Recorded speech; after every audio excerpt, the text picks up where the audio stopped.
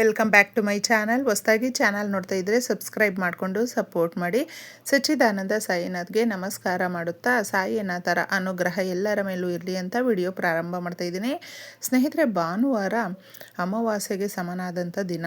ಯಾವ ದಿನ ಬಿಟ್ಟರೂ ಕೂಡ ಭಾನುವಾರ ಈ ತಂತ್ರ ಪರಿಹಾರಗಳನ್ನು ನಾವು ಮಾಡ್ಕೊಳ್ಳೋದನ್ನು ಬಿಡಬಾರ್ದು. ಯಾಕಂದರೆ ತುಂಬ ಈಸಿಯಾಗಿ ಸುಲಭ ವಿಧಾನದಲ್ಲೇ ಆಶ್ಚರ್ಯ ಪಡುವಂಥ ರೀತಿಯಲ್ಲಿ ನಮ್ಮ ಜೀವನದಲ್ಲಿ ತುಂಬ ದೊಡ್ಡ ಬದಲಾವಣೆಗಳು ಅನ್ನುವಂಥದ್ದು ಆಗೇ ಆಗುತ್ತೆ. ಯಾಕಂದರೆ ಮನುಷ್ಯನಿಗೆ ನಾವು ಯಾವ ರೀತಿ ನಡ್ಕೊಳ್ತಾ ಇರ್ತೀವಿ, ನಮ್ಮ ಕರ್ಮದ ಮೇಲೆ ಫಲಗಳು ಅನ್ನುವಂಥದ್ದು ಸಿಗುತ್ತೆ. ಅದರ ಜೊತೆ ನಾವು ನಿತ್ಯ ಈ ಪರಿಹಾರಗಳನ್ನು ಭಗವಂತನಲ್ಲಿ ನಂಬಿಕೆ ಇಟ್ಟು ಮಾಡಿಕೊಂಡಾಗ, ಅದು ಭಾನುವಾರ ಅಂತ ಹೇಳಿದೆ ನಾನು, ಅಮಾವಾಸ್ಯೆಗೆ ಸಮನಾದಂಥ ಈಕ್ವಲ್ ಡೇ.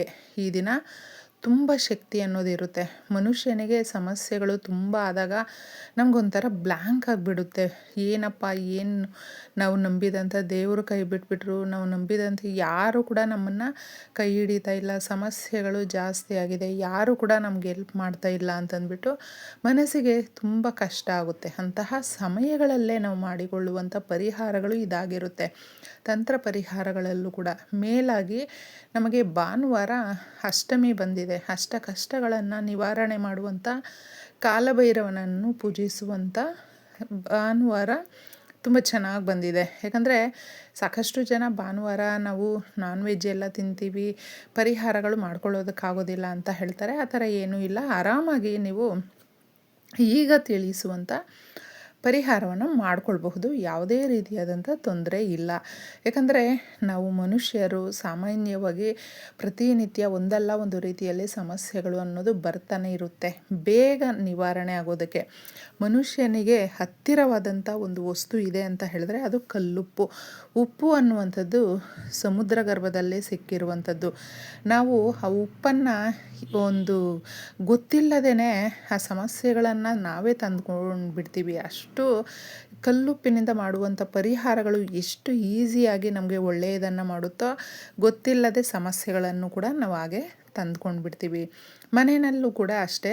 ನಾವು ಒಬ್ಬರ ಕೈಗೆ ಇನ್ನೊಬ್ಬರು ಉಪ್ಪನ್ನು ಸಾಧಾರಣವಾಗಿ ಯಾವುದೇ ರೀತಿಯಾದಂಥ ಉಪ್ಪಾಗಿರಬಹುದು ಕೊಡಬಾರ್ದು, ಕೈಯಿಂದ ಕೈಗೆ ಕೊಡಬಾರ್ದು ಯಾರಿಗೂ ಅಷ್ಟೇ. ಹಾಗೆ ಸಂಜೆಯ ಮೇಲೆ ಕೂಡ ನಾವು ಉಪ್ಪನ್ನು ಮನೆಗೆ ಕೊಂಡ್ಕೊಂಡು ಬರಬಾರ್ದು, ಮನೆಯಿಂದ ಹೊರಗಡೆ ಕೂಡ ಯಾರಿಗೂ ಕೊಡಬಾರ್ದು ಉಪ್ಪನ್ನು. ಉಪ್ಪಿನ ಜೊತೆ ಅರಿಶಿಣವನ್ನು ಪಕ್ಕದಲ್ಲಿ ಇಡಬಾರ್ದು. ಈ ರೀತಿ ಚಿಕ್ಕ ಚಿಕ್ಕ ವಿಚಾರಗಳನ್ನು ಅರ್ಥ ಮಾಡಿಕೊಂಡಾಗ, ತಿಳ್ಕೊಂಡಾಗ ಸಾಧಾರಣವಾಗಿ ನಮ್ಮ ಮನೆಯಲ್ಲಿ ಅಭಿವೃದ್ಧಿ ಚೆನ್ನಾಗಾಗುತ್ತೆ. ನಾವು ಅಡುಗೆ ಮನೆಯಲ್ಲಿ ಈ ರೀತಿ ವ್ಯವಸ್ಥೆ ಮಾಡಿಕೊಂಡಾಗ ನಮ್ಮ ಮನೆಯಲ್ಲಿ ಯಾರು ದುಡಿತಾ ಇರ್ತಾರೆ ನೋಡಿ, ಅವರಿಗೆ ಅಭಿವೃದ್ಧಿ ಚೆನ್ನಾಗಾಗುತ್ತೆ. ಮನೆ ಯಾವಾಗಲೂ ಅಷ್ಟೇ ದೇವಾಲಯದ ಥರ ಸ್ನೇಹಿತರೆ. ನಾವು ಯಾವ ರೀತಿ ಇಟ್ಕೊಂಡಿರ್ತೀವೋ ಸಮಸ್ಯೆಗಳು ಕೂಡ ಹಾಗೇ ಬಗೆಹರಿದು ಬಿಡುತ್ತೆ. ತಂತ್ರ ಪರಿಹಾರಗಳಲ್ಲೂ ಕೂಡ ಕಲ್ಲುಪ್ಪಿಗೆ ತುಂಬ ಪ್ರಾಶಸ್ತ್ಯ ಇದೆ. ನಿಮಿಷಗಳಲ್ಲೇ ನಮಗೆ ಇರುವಂಥ ಆ ನೆಗೆಟಿವನ್ನು ತೆಗೆದು ಬಿಸಾಕುವಂಥ ಕೆಲಸ ಕಲ್ಲುಪ್ಪು ಮಾಡುತ್ತೆ. ಅದಕ್ಕೋಸ್ಕರ ನೀವು ಉಪ್ಪನ್ನು ತಗೊಂಡು, ಇದು ಸಂಧ್ಯಾ ಸಮಯದಲ್ಲಿ ಮಾಡಿಕೊಳ್ಳುವಂಥ ಪರಿಹಾರ, ನೆನ್ಪಿಟ್ಕೊಳ್ಳಿ. ಈ ಪರಿಹಾರವನ್ನು ಮಾಡಿಕೊಳ್ಳುವಾಗ ನಮಗೆ ಯಾವುದೇ ರೀತಿಯಾದಂಥ ದುಡ್ಡು ಖರ್ಚಾಗೋದಿಲ್ಲ. ಮನೆಯಲ್ಲೇ ಇರುವಂಥ ವಸ್ತುಗಳನ್ನು ನಾವು ತಗೊಂಡು ಪರಿಹಾರ ಮಾಡ್ತಾಯಿದ್ದೀವಿ. ಈ ಪರಿಹಾರ ಮಾಡಿಕೊಳ್ಬೇಕಾದ್ರೆ ಮುಖ್ಯವಾಗಿ ನಮಗೆ ಬೇಕಾಗಿರುವಂಥದ್ದು ನಂಬಿಕೆ. ನಂಬಿಕೆ ಇದ್ದರೆ ಪರಿಹಾರದಲ್ಲಿ ನಾವು ಗೆಲ್ತೀವಿ ಸ್ನೇಹಿತರೆ. ಒಂದು ಬೌಲನ್ನು ತಗೊಳ್ಳಿ. ಯಾವಾಗಲೂ ಈ ರೀತಿಯ ಪರಿಹಾರಗಳನ್ನು ಮಾಡಿಕೊಳ್ಬೇಕಾದ್ರೆ ಮಣ್ಣಿನದ್ದು ಅಥವಾ ಗಾಜಿನದ್ದು ತಗೊಂಡ್ರೆ ಸಮಸ್ಯೆಗಳು ನಮ್ಮ ಹತ್ರ ಸುಳಿಯೋದಿಲ್ಲ. ಇದನ್ನು ಒಂದು ಬೌಲ್ ತಗೊಂಡಿದ್ದೆ, ಕಲ್ಲುಪ್ಪನ್ನು ಇದರಲ್ಲಿ ಹಾಕಿ ಈ ಪರಿಹಾರಗಳನ್ನು ಮಾಡಿಕೊಳ್ಳುವಾಗ ಸಾಕಷ್ಟು ಜನ ಏನು ಮಾಡ್ತಾರೆ ಅಂದರೆ ಬೇರೆಯವ್ರ ಹತ್ರ ಶೇರ್ ಮಾಡ್ಕೊಳ್ತಾರೆ. ಆ ಥರ ಶೇರ್ ಮಾಡ್ಕೊಳ್ಳೋದಕ್ಕೆ ಹೋಗಬೇಡಿ. ಯಾಕಂದರೆ ಆ ನರದೃಷ್ಟಿ ಅನ್ನುವಂಥದ್ದು ತುಂಬ ಕೆಟ್ಟದ್ದಾಗಿರುತ್ತೆ. ಮೊಗ್ಗಿರುವಂಥ 7 ಲವಂಗಗಳು ನಮಗೆ ಈ ಪರಿಹಾರಕ್ಕೆ ಪರಿಹಾರಕ್ಕೆ ನಾವು ಮೊಗ್ಗಿರುವಂಥದ್ದನ್ನು ಮಾತ್ರ ತಗೊಳ್ಬೇಕು. ಸಾಧಾರಣವಾಗಿ ಇದರಲ್ಲಿ ಆ ಮೊಗ್ಗಿರುವಂಥ ಲವಂಗಕ್ಕೆ ಯಾಕೆ ಅಷ್ಟು ಶಕ್ತಿ ಇರುತ್ತೆ ಅಂದರೆ, ಎಲ್ಲಾದರೂ ನಮಗೆ ದುಡ್ಡು ಸ್ಟ್ರಕ್ ಆಗಿಬಿಟ್ಟಿದೆ ಅಂತ ಹೇಳಿದ್ರೆ, ಅಂದರೆ ಬರಬೇಕು ಬಂದರೆ ಎಲ್ಲ ಸೆಟ್ಲಾಗಿಬಿಡುತ್ತೆ ಅಂತ ನಾವು ಒಂದು ಇದರಲ್ಲಿ ಇರ್ತೀವಿ.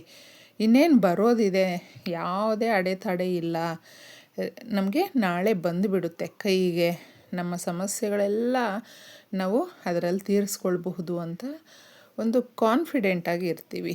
ಆದರೆ ಅದು ಬಿದ್ದೋಯ್ತು, ಮತ್ತು ನಮಗೆ ಅದೇ ಯಥಾಸ್ಥಿತಿ ಅನ್ನುವಂಥ ಒಂದು ಪರಿಸ್ಥಿತಿಗಳು ಸಾಕಷ್ಟು ಜನಕ್ಕಿರುತ್ತೆ. ಇದು ನಿಜವಾಗ್ಲೂ ಕೆಲಸ ಮಾಡುತ್ತೆ.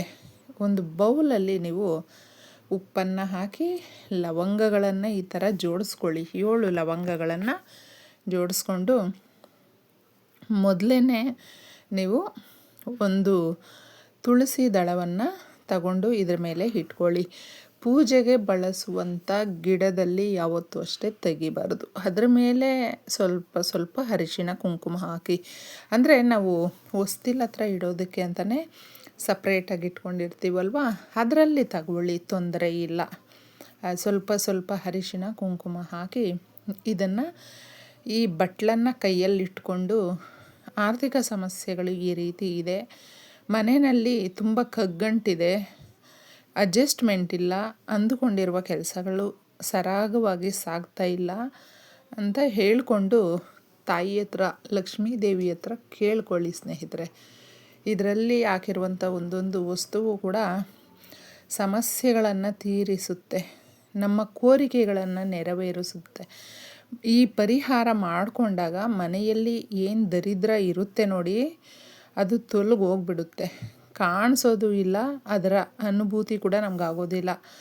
ದರಿದ್ರ ಅಂತ ಬಂದಾಗ ಮನುಷ್ಯನಿಗೆ 1 ರೂಪಾಯಿಗೂ ಕೂಡ ಜಾಸ್ತಿ ಕಷ್ಟಪಡಬೇಕು, ತುಂಬ ಅವಮಾನ ಪಡಬೇಕು. ಅದಕ್ಕೋಸ್ಕರ ಈ ಪರಿಹಾರ ಮಾಡಿಕೊಂಡ್ರೆ ತುಂಬ ರಿಲೀಫ್ ಆಗಿರಬಹುದು, ನೆಮ್ಮದಿಯ ಜೀವನ.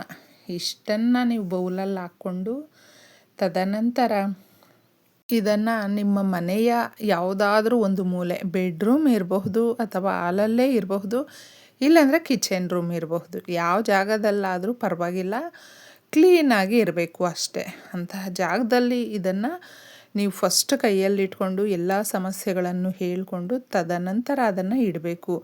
48 ಗಂಟೆಗಳು ಇಡಬೇಕು ಸ್ನೇಹಿತರೆ. ಮನೆಯಲ್ಲಿ ನಕಾರಾತ್ಮಕ ಶಕ್ತಿಗಳನ್ನೆಲ್ಲ ಅದು ತಗೊಳ್ಳುತ್ತೆ, ತೇವ ಆಗುತ್ತೆ. 48 ಗಂಟೆಗಳಾದಮೇಲೆ ಅದರ ಕಲ್ಲರು ಬದಲಾಯಿಸುತ್ತೆ, ಗೊತ್ತಾಗುತ್ತೆ ನಿಮಗೆ.